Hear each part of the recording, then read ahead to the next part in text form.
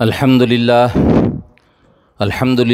نحمده ونستعینه ونستغفره ونؤمن به ونتوکل علیہ ونعوذ باللہ من شرور انفسنا ومن سیئات اعمالنا من يهده اللہ فلا مضل له ومن يضلله فلا هادی له ونشهد ان لا الہ الا اللہ وحدہ لا شریک له ونشهد أن سيدنا ونبينا ومولانا محمدا عبده ورسوله صلى الله تعالى عليه وعلى آله وأصحابه وبارك وسلم تسليما كثيرا أما بعد فأعوذ بالله من الشيطان الرجيم بسم الله الرحمن الرحيم ما كان محمد أبا أحد من رجالكم ولكن رسول الله وخاتم النبيين وكان الله بكل شيء عليما صدق الله العظيم۔ بزرگان محترم، برادران اسلام اور عزیز نوجوان ساتھیو،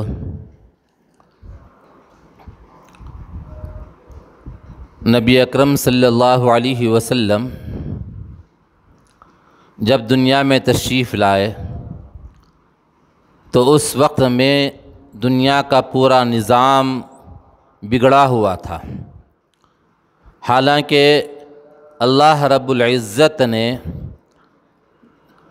حضرت آدم علیہ السلام کو پیدا فرمانے کے بعد ہر دور میں نبیوں کو بھیجا، رسولوں کو بھیجا اور ان کی ہدایت کا سامان کیا اور رہبری ان کی فرماتے رہے۔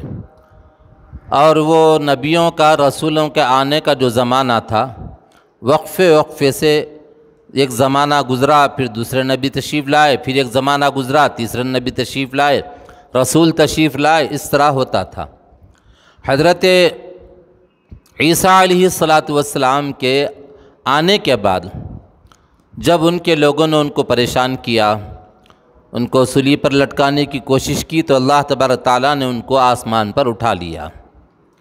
چوتھے آسمان پر آپ اس وقت موجود ہیں، حضرت عیسیٰ علیہ السلام۔ تو جب اٹھا لیا تو اس کے بعد کا جو زمانہ ہے تقریباً 350-400 سال کا زمانہ، کم زیادہ اس میں یہ لمبا عرصہ گزرا۔ تو اس وقت میں جو حالات ساری دنیا کے بدل گئے تھے، نفس پرست ہو گئے تھے، کسی کی نہیں مانتے تھے، اپنے نفس کی مانتے تھے، اللہ کی مرضی کو چھوڑ کر اپنی مرضی چلاتے تھے، رب چاہی زندگی نہیں، من چاہی زندگی گزار رہے تھے۔ ایک دو نہیں بلکہ ساری کی ساری دنیا ایسے ہی تھی۔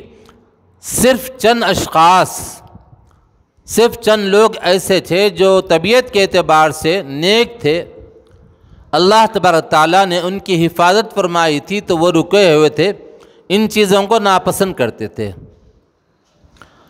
جب کتابیں ہم پڑھتے ہیں تو پتہ چلتا ہے کہ اس ملک کے ہندوستان، یعنی ہمارا جو ملک ہے یہ بھارت، یہاں پر بھی نفسا نفسی کا عالم تھا، عورتوں کی عزت نہیں کی جاتی تھی، لڑکیوں کی عزت نہیں کی جاتی تھی، بیویوں کی عزت نہیں کی جاتی تھی، ماں باپ کو جو مقام مرتبہ دینا تھا وہ نہیں دیتے تھے، اور اسی طریقے سے عرب کی سرزمین میں بھی یہی حال تھا۔ اللہ تبارک تعالیٰ نے اپنے کعبہ وہاں پر بنایا، کعبۃ اللہ وہاں پر موجود ہے، لوگ اس کا طواف کرتے تھے، لیکن یہ کہتے تھے کہ طواف تو ہم کریں گے تو ہمارے گناہ معاف ہو جائیں گے، اور یہ اللہ کا گھر ہے، اور اللہ کے گھر کا طواف ہم کپڑے پہن کر کیوں کریں؟ یہ کپڑے پہن کر تو ہم جھوٹ بھی بولتے ہیں، غلط کام بھی کرتے ہیں، شراب پیتے ہیں، فلاں کرتے ہیں، اس لیے کپڑے اتار دینا چاہیے۔ یہ اتار کر کپڑے ننگا ہو کر، برہنہ ہو کر اس کا طواف کیا کرتے تھے۔ آج بھی ہیں بعض قومیں جو بالکل جسم پر کپڑا نہیں رکھتے، لیکن حکومت کے دباؤ کی وجہ سے کپڑے پہننے لگے ہیں، لیکن پھر بھی ان کو جو سکھایا گیا ہے اسی پہ عمل کرتے ہیں۔ تو عرب کی سرزمین میں بھی کعبۃ اللہ کا طواف مکے کے لوگ مرد بھی اور عورتیں بھی دونوں ننگے ہو کر طواف کیا کرتے تھے۔ آپ اندازہ فرمائیے کہ ان کی اخلاقی پستی، اخلاقی گراوٹ کتنی ہو گئی تھی۔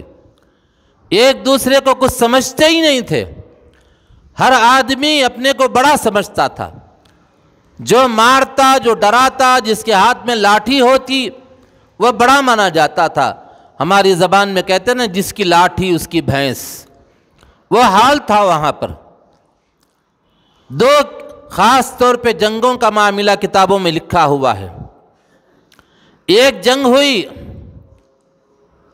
صرف اس وجہ سے کہ چرواہے کو، اونٹ کو پانی پلانے کے آگے اور پیچھے ہونے میں، ایک مالدار آدمی تھا، بڑا رئیس مانا جاتا تھا، مکے کا سردار مانا جاتا تھا، اس کا جو اونٹ تھا وہ پہنچا، اس سے پہلے وہاں ایک غریب گھرانے کا آدمی تھا، مالدار نہیں تھا وہ، اس نے اپنے اونٹ کو پانی پلا دیا، اپنے بکریوں کو اس نے پانی پلایا، تو اس بات پر جنگ چھڑ گئی۔ اور یہ کہہ کر کے تیری ہمت کیسے ہوئی کہ میں رہتے پر، میرے اونٹ کے رہتے پر اپنے اونٹوں کو کیسا پانی پلایا تو نے؟ جنگ چھڑ گئی۔ تاریخ کے اندر لکھا ہوا کہ 30 سال جنگ ہوتی رہی۔ باپ مرتا تو بیٹے کو وصیت کر جاتا، بیٹا جب مرتا تو اپنے بیٹے کو وصیت کرتا، اور اسی طریقے کی ایک جنگ کے بارے میں لکھا ہوا ہے 60 سال جنگ ہوتی رہی، لڑتے رہے آپس میں۔ اور آج جیسا محفلوں کے اندر شادی بیاہ میں اور ولیمے کی محفل، ولیمہ سنت کے نام سے کرتے ہیں، لیکن اس ولیمے کی محفل میں ناچ گانا ہوتا ہے، ناچنے والیوں کو لایا جاتا ہے، ناچنے والوں کو لایا جاتا ہے، گانے والیوں کو لایا جاتا ہے، ڈانس کیا جاتا ہے اس میں۔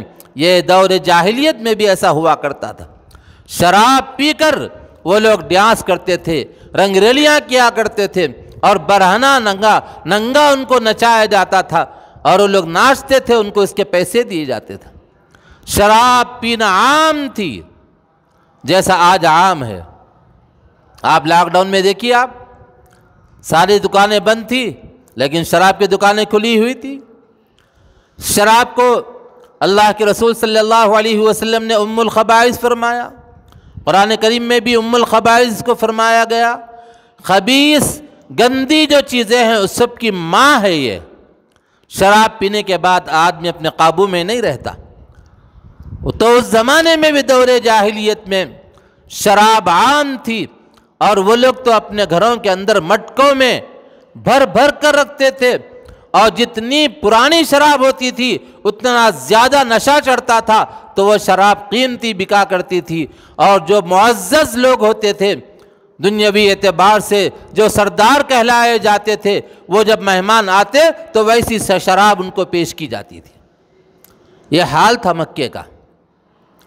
ایسے حالات میں بعض نیک لوگ تھے، انتظار میں تھے، کتابوں میں پڑھا تھا انہوں نے، انجیل میں، زبور میں، تورات میں لکھا ہوا تھا، اور پھر اسی طریقے سے حضرت ابراہیم علی نبینا علیہ السلام پر جو صحیفے آئے اس میں بھی لکھا ہوا تھا۔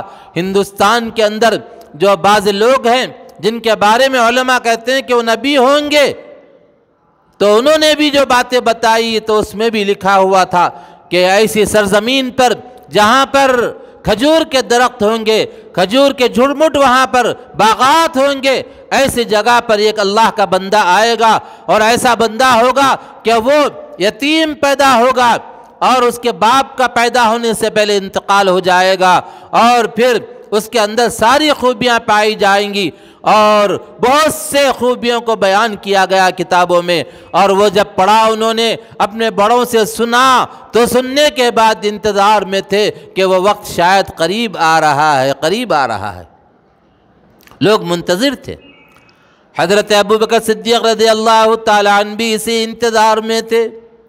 مکے کے اور لوگ بھی تھے جو اس انتظار میں تھے کہ نبی برحق دنیا میں تشریف لائیں، احمد مجتبیٰ محمد مصطفیٰ سرور کون و مکہ تاجدار انبیاء صلی اللہ علیہ وسلم دنیا میں تشریف لائیں، اس بات کے انتظار میں تھے۔ اور جیسا زمانہ قریب آتا گیا، جب افراتفری بڑھتی گئی، ایک دوسرے کے گریبان پکڑنے لگے، ایک دوسرے کو مارنے لگے، جنگیں ہونے لگی، اور ایک دوسرے کی کوئی عزت نہیں۔ گھروں کے اندر جب لڑکی پیدا ہوتی تو اس کو زندہ دفن کر دیا کرتے تھے۔ لڑکا پیدا ہوتا تو خوشی مناتے، لڑکی پیدا ہوتی تو باپ اپنی صورت چھپاتا، اور اس کو لوگ طعنہ دیتے، یہ کہتے کہ تیرے گھر میں لڑکی پیدا ہوئی، کیا لڑکی پیدا ہونا عیب ہے؟ لیکن لڑکی کے بارے میں اللہ تبارک تعالیٰ نے سرکار دو جہاں صلی اللہ علیہ وسلم کو بھیج کر بتا دیا، ان کا مقام اور مرتبہ کیا ہے بتا دیا، کہا کہ ماں کے قدموں کے نیچے جنت ہے۔ پھر فرمایا اگر کسی کے گھر لڑکی پیدا ہو جائے، 3 لڑکیاں ہیں، 3 لڑکیوں کو اس نے پالا پوسا، پڑھائی، اس کی تعلیم تربیت کی اور بیاہی دے دیا، شادی کر کے اس کو اس کے سسرال پہنچا دیا، تو اللہ کے رسول نے فرمایا کہ اس کے لیے جنت ہے۔ صحابہ نے عرض کیا کہ یا رسول اللہ صلی اللہ علیہ وسلم، کسی کے 3 نہیں 2 لڑکیاں ہیں تو اس کا کیا ہوگا؟ اللہ کے رسول نے فرمایا کہ اس کی صحیح تعلیم تربیت ہو اور اس کی دیکھ بھال کی جائے اور اس کے بعد اس کو بھی بیاہی دے دی جائے تو اس کے لیے بھی جنت ہے۔ تو ایک صحابی نے آگے بڑھ کر پوچھا کہ یا رسول اللہ صلی اللہ علیہ وسلم، کسی کے پاس 3 نہیں 2 نہیں 1 ہی لڑکی ہے، تو فرمایا کہ اگر اس ایک لڑکی کی تعلیم تربیت اچھی ہو جائے اور اس کی دیکھ بھال اچھی ہو جائے، اس کو سلیقہ ساری چیزیں بتانے کے بعد سکھانے کے بعد اس کے اچھے گھرانے میں شادی کر کے دے دیا جائے تو اس پر بھی جنت واجب ہے۔ ایک لڑکی بھی اگر کی پرورش اگر صحیح معنی میں ہو جائے اور اس کو بیاہی کر کے دے دیتے اس کے لیے جنت۔ یہ مقام مرتبہ سرکار دو عالم صلی اللہ علیہ وسلم کی آمد کے بعد عورتوں کو لڑکیوں کو ملا، اور لڑکیوں کو زندہ دفن کرنے کے بعد فخر کرتے تھے، آ کر دوستوں میں کہتے تھے کہ میں نے اپنی لڑکی کو دفن کر دیا ہے، زندہ دفن کر دیا ہے۔ یہاں کا حال بھی ویسا ہی تھا، ستی کی رسم یہاں پر ہوا کرتی تھی، شوہر مر گیا تو سارے خاندان کے لوگ اس کی بیوی کو مجبور کرتے تھے کہ شوہر کے ساتھ وہ بھی آگ میں اپنے آپ کو ڈال لے۔ لیکن اسلام کی آمد کے بعد مقام اور مرتبہ سرکار دو عالم صلی اللہ علیہ وسلم کی وجہ سے عورتوں کو ملا، اور مکے کا حال یہ تھا کہ کوئی محفوظ نہیں تھا۔ قافلہ اگر کوئی جا رہا ہے تو قافلے کے چلنے والوں کو سارے کے سارے اپنا قافلہ بنا کر اپنی ایک جماعت تیار کر رکھی تھی انہوں نے، وہ قافلے کو لوٹ لیتے تھے۔ حج کے لیے لوگ آتے تھے دور دراز مقامات سے، 100 200 آدمی 300 آدمی مل کر آتے تھے، لیکن وہ لوگ بھی اس سے زیادہ تعداد میں ان کو پکڑ لیتے تھے اور ان کو لوٹ لیا کرتے تھے۔ اور اسی لیے اللہ تبارک تعالیٰ نے فرمایا کہ اگر راستہ پر امن ہو، یہ بھی شرط ہے کہ راستہ پر امن ہو تو اس پر حج فرض ہے، اگر راستہ پر امن نہیں ہے تو نہیں ہے اس پہ۔ تو مکے کے اندر ایسے حالات تھے، سب انتظار میں تھے، تو اللہ تبارک تعالیٰ نے کرم فرمایا، رحم فرمایا، اور پہلے نبیوں کے ذریعے سے بتا دیا تھا کہ میرے نبی آنے والے ہیں، آخری نبی ہوں گے، وہ نبی آخر الزماں ہوں گے، اور ان کے بعد قیامت تک کوئی نبی نہیں آئے گا۔ یہ پہلے کے لوگوں نے، نبیوں نے، رسولوں نے بتا دیا تھا۔ چنانچہ اللہ تبارک تعالیٰ نے سرکار دو عالم صلی اللہ علیہ وسلم کو جس مہینے کے اندر بھیجنے کا انتخاب فرمایا وہ مہینہ ربیع الاول کا مہینہ تھا۔ آنے والا جو مہینہ ہے ربیع الاول کا مہینہ ہے۔ اس مہینے کی آپ کی آمد کی جو تاریخ ہے، بعض کتابوں میں 9 لکھا ہوا ہے، بعض میں 12 لکھا ہوا ہے، بعض میں 8 لکھا ہوا ہے، تھوڑا سا اختلاف ہے اس میں، لیکن وفات کی تاریخ جو ہے وہ 12 ربیع الاول ہے، وہ پکی ہے۔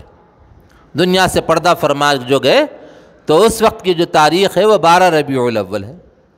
تو نبی اکرم صلی اللہ علیہ وسلم جس طرح سے دنیا میں تشریف لائے اس کے آثار ظاہر ہونے لگے، لوگ اس کو محسوس کرنے لگے کہ شاید کوئی بڑا اہم واقعہ دنیا میں پیش آنے والا ہے۔ اور حساس جو لوگ ہوتے ہیں نا، جس کی نگاہ دور تک جاتی ہے، بعض کی نگاہ قریب تک جاتی ہے، بعض کی نگاہ تھوڑی دور تک جاتی ہے، بعض کافی دور تک دیکھ لیتا ہے، اور پھر اسی طریقے سے بعض لوگ ایسے ہوتے ہیں جو تاریخ پر نظر رکھنے والے حالات کا اندازہ کر کے آنے والے چند سالوں میں کیا ہو سکتا ہے اس کا اندازہ کر کے بتا دیتے ہیں۔ پیشن گوئی جس کو کہتے ہیں نا، کوئی ضروری نہیں ہے صحیح ہونا، لیکن اللہ کے رسول نے اگر کہا ہے وہ ہو کر رہے گا، طے ہے۔ اللہ کے رسول نے جب کہا ہے تو یہ ہو کر رہے گا، طے ہے۔ آپ کو بتاؤں میں، غیر لوگ اللہ کے رسول صلی اللہ علیہ وسلم کی بات پر کتنا اعتماد اور بھروسہ کرتے تھے۔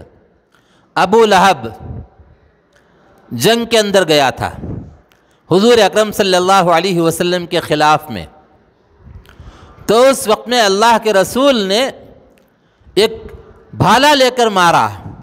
جب مارا تو تھوڑا سا خراش آ گئی، اس کو زخم آ گیا، وہاں سے چلاتا ہوا لوٹا، مکے کی سرزمین میں آیا تو مکے کے لوگوں نے تانا دیا، کہا کہ زخم تو کوئی گہرا نہیں ہے، کوئی بڑا نہیں ہے، اور گدھے کی طرح تو چلا رہا ہے، کتے کی طرح چلا رہا ہے۔ تو اس وقت میں کیا جواب دیا اس نے؟ یہ زخم جو ہے یہ معمولی آدمی کا نہیں ہے، یہ محمد کا زخم ہے، محمد نے بھالے سے مجھے مارا ہے، محمد کا لگایا ہوا زخم ہے۔ اور پھر کہا، اس وقت میں ایک موقع پر کہا تھا محمد نے، میں ہی اس کو ماروں گا، تو خدا کی قسم اگر وہ بھالا لے کر نہ مارتے، اگر میرے اوپر پھونک دیتے بھی میں ختم ہو جاتا۔ یہ کہا غیروں پر بھی ہے کہ دل میں یقین تھا، اور ہمارے دلوں میں کتنا یقین ہے غور کر کے دیکھ لیجئے۔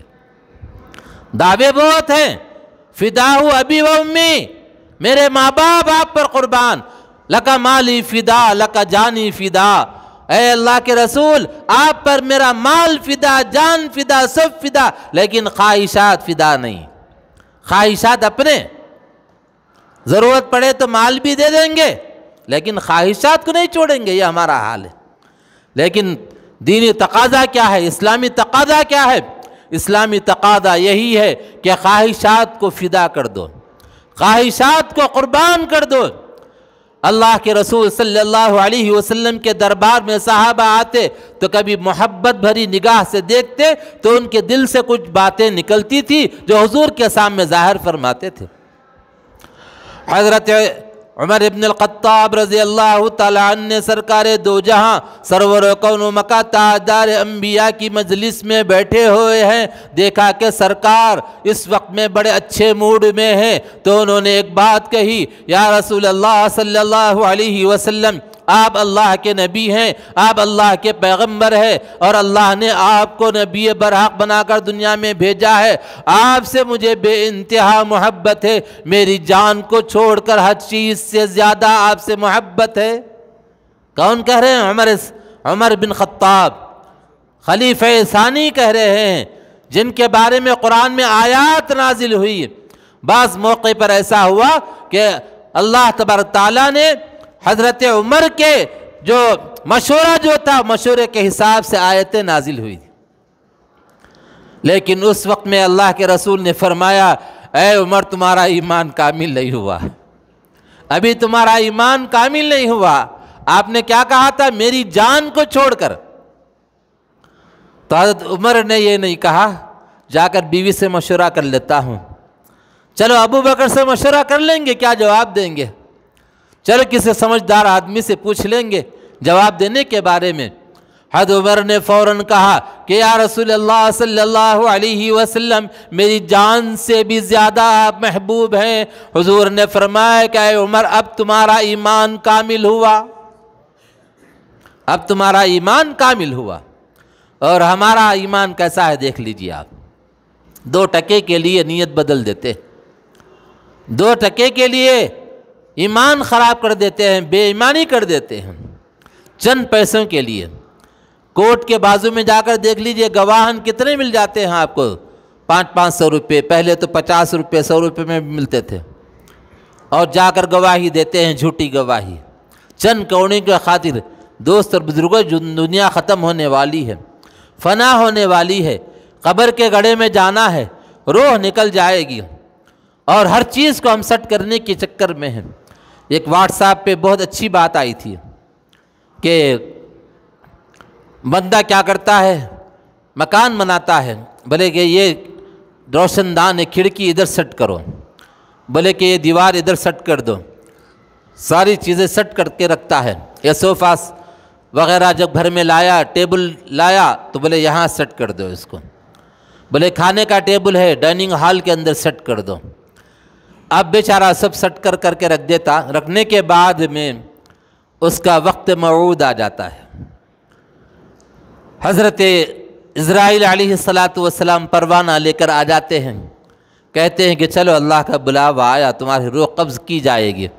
روح قبض ہو گئی، ہونے کے بعد اب کیا کرتے ہیں کہ بلاؤ غسال کو، کفن لائے، حرکت میں آئے، قبر کھودے، سب کچھ کرنے کے بعد وہاں قبر میں سلانے کے بعد کہتے ہیں کہ قبلے کی طرف اس لاش کو پلٹا دو، پھر پوچھتے ہیں کہ صحیح سیٹ ہوئی نہیں ہوئی، بولے کہ ہاں سیٹ ہو گئی، بس ہماری سیٹنگ اتنی ہے، بس ہماری سیٹنگ اتنی ہے، اس سے زیادہ کی نہیں ہے، یہ سب دھرا کا دھرا رہ جائے گا، ہمارا کوئی ہمارا اس میں حصہ نہیں ہوگا، اب سب بعد والوں کا حصہ ہوگا۔ سمجھدار اگر ہوں گے تو بانٹ لیں گے، اور اچھے سمجھدار ہوں گے تو خیر خیرات اس میں سے بھی کریں گے، بانٹنے کے بعد، بٹوارے سے پہلے نہیں، بٹوارے سے پہلے خیر خیرات اس میں سے کرنا جائز نہیں ہے۔ ہاں، جو تجہیز تکفین کی جو رقم ہے وہ دے سکتے ہیں اور دینا چاہیے، اور پھر قرضہ اگر ہے تو قرضہ چکا کر بٹوارہ کر لینا ہے۔ اور بعض لوگ کہتے ہیں کہ اچھا دکھتا ہے، کبھی سنتے ہیں تو خوشی ہوتی ہے کہ بعض لوگ کہتے ہیں کہ مول صاحب ہمارے سب بھائی بانٹ لیے، میرا جو حصہ آیا فلاں مسجد میں والد صاحب کے نام سے لگا دیا، خوشی ہوتی ہے۔ یہ باپ کی ماں کی تربیت کا نتیجہ ہے یہ۔ بھائی جو بھی بنائے گا رہ جائے گا، یہاں پہ لے کر کوئی بھی نہیں جائے گا، کوئی بڑی بلڈنگ لے آ کر قبر میں رکھنے والے نہیں ہیں، اور جانے کے لیے کوئی بڑی سواری آنے والی بھی نہیں ہے، اور کروڑوں کی سواری، لاکھوں روپے کی سواری نہیں، یہاں تو 1-1 کروڑ کی سواری پر گھومنے والے، لاکھوں روپے پہ جو سواری خرید کر اس میں پھرنے والے، لیکن وہاں پر تو جو سواری ملے گی وہ سواری چندے اکٹھا کر کے بنائی گئی سواری ہوگی، اور پھر وہی ڈولا لے کر جائیں گے۔ دوست اور بزرگوں، اس ڈولے میں لاش ہے، اس کے اندر بے حرکت پڑی ہوئی ہے۔ ایک زمانہ تھا بڑی بڑی بلڈنگیں تھے اس کی، اور نوکر چاکر تھے اس کے، اب لوگ اس کے آنکھ کے اشاروں پر عمل کرتے تھے، لیکن روح نکل گئی، پتہ نہیں ادھر گرے، سنبھال کر جا رہے۔ یہ وقت سب کے ساتھ آئے گا، کوئی نہیں بچے گا اس سے۔ اس لیے دوست اور بزرگوں، اس کے آنے سے پہلے اس کی تیاری ہمیں کرنا ہے۔ اللہ کے رسول صلی اللہ علیہ وسلم نے جو تعلیمات دی ہیں اس کو جان کر اس کے مطابق زندگی گزارنے کی ہم کو کوشش کرنا ہے۔ اللہ کے رسول صلی اللہ علیہ وسلم کی جو زندگی کا تذکرہ ہے وہ تذکرہ لمبا ہے، 23 سال کی آپ کی نبوت کا دور ہے، اس دور کے پر محیط ہے، وہ اس کو تھوڑی دیر میں بیان نہیں کیا جا سکتا۔ اللہ نے موقع دیا تو اگلے جمعہ آپ کے سامنے اس کے بعد کا تھوڑا سا حصہ بیان کروں گا۔ اب آپ یاد رکھیے مکے کے حالات کیسے تھے، وہ مختصراً میں نے آپ کے سامنے بیان کر دیے کہ وہاں پر جو خرابیاں آئی تھی، لیکن چند خوبیاں بھی ان کے اندر پائی جاتی تھی۔ کسی سے وعدہ کرتے تھے، وعدے کو نبھاتے تھے، یہ خوبیاں ان کے اندر تھی۔ بعض لوگ ایسے تھے جو شریف تھے، کبھی کوئی گناہ نہیں کیا تھا، ایسے لوگ بھی وہاں پر تھے، اور بڑے بہادر تھے، ڈرپوک نہیں تھے۔ عرب کے لوگ ڈرنے والے جیسے آج ہیں ویسے نہیں تھے اس زمانے میں۔ مال آتا ہے تو ڈر بھی ساتھ میں آتا ہے، مال نہیں ہے تو ڈرنے کی کیا بات ہے؟ مال نہیں ہے تو ڈرتا نہیں، کبھی دروازہ بھی کھلا رکھ کے سو جائے گا۔ جو دلیر آدمی ہوتا، پہلوان آدمی ہوتا، ڈرتا نہیں۔ اور صحابہ صحت بناتے تھے، دنگل میں لڑتے تھے، جا کر کشتیاں لڑا کرتے تھے، کثرت کیا کرتے تھے۔ اور آج ہمارے بچے ماشاءاللہ واٹس ایپ میں رات میں 2-3 بجے تک رہتے، پھر صبح ہی 11 بجے اٹھتے۔ عاقل صاحب فرمایا کرتے تھے صبح ہی 9 بجے اٹھتا ہوں، بولے اٹھ کے جمائی لے لیتے رہتے۔ اپن تو آج دیر سے اٹھے، بولے اپن تو آج ابھی اٹھے، دوستوں میں تذکرہ بھی چلتا۔ عاقل صاحب فرمایا کرتے تھے، بڑی اچھی باتیں ہوتی تھی ان کی۔ ایک مرتبہ فرمایا، ارے پگلے دیر سے اٹھا، تیرے کو معلوم تھا، اللہ کو معلوم تھا، سامنے والے کو گواہ کہیں کو بنا رہا اس کو بول کے کہ دیر سے اٹھا، دیر سے اٹھا سو سامنے والے کو بول کے گواہ بنا رہا۔ بہت سے غلط کام کر کے بولتے اپن تو یہ کر کے آئے، بولے اللہ کو معلوم تھا، اس کو معلوم تھا، ہو سکتا اللہ معاف کر دیتا کہ کیا ہے کی، لیکن سامنے والے آدمی کو بتا کے بول رہے کہ میں یہ کرا تھا۔ کل اگر معاف کر کے اللہ میاں بولے جا جنت میں جا، تو وہ بولیں گے یا اللہ انہیں میرے سامنے بولے تھے ایسا کرا بول کے، آپ کیسا چھوڑ رہے ان کو، بولے تو کیا کر لیتے، اٹک جاتے نا بھی جنت میں جانے سے۔ کیوں دوسروں کے سامنے تذکرہ کرتے ہو؟ اپنی بات اپنے سینے میں رکھو۔ بس اللہ تبارک تعالیٰ سے دعا ہے کہ کہنے والے کو کہنے سے زیادہ، سننے والوں کو سننے سے زیادہ عمل کی توفیق عطا فرمائے، اور نبی اکرم صلی اللہ علیہ وسلم کی ہر سنت پر ہمیں مر مٹنے کی توفیق عطا فرمائے۔ وآخر دعوانا الحمد للہ رب العالمین۔